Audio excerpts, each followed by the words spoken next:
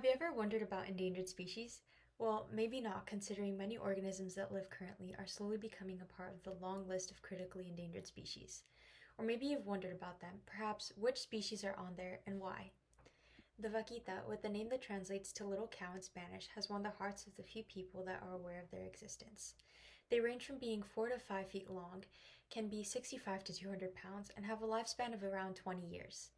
These fascinating creatures hide in the northern part of the Gulf of California and Mexico.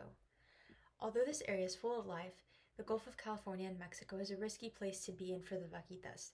Despite various laws and policies in action to stop commercial fishing in the Gulf, there are tons of fishermen still operating illegally, which is a main threat for vaquitas.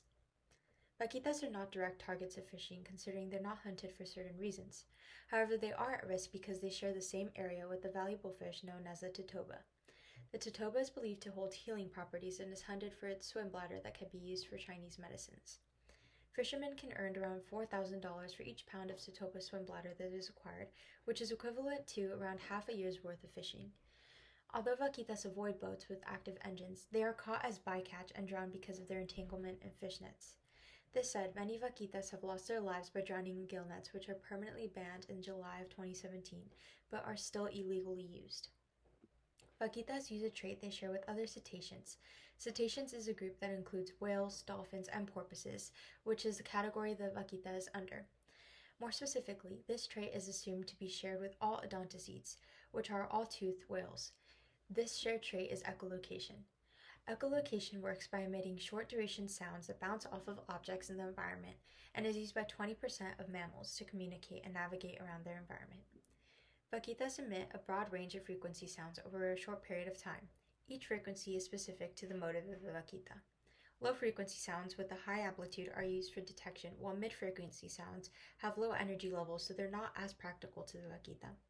High-frequency sounds are used to detect objects like prey. Vaquitas are important creatures in our oceans, as are all other organisms, because they are similar to dolphins and whales. They hold a special part in the marine ecosystem.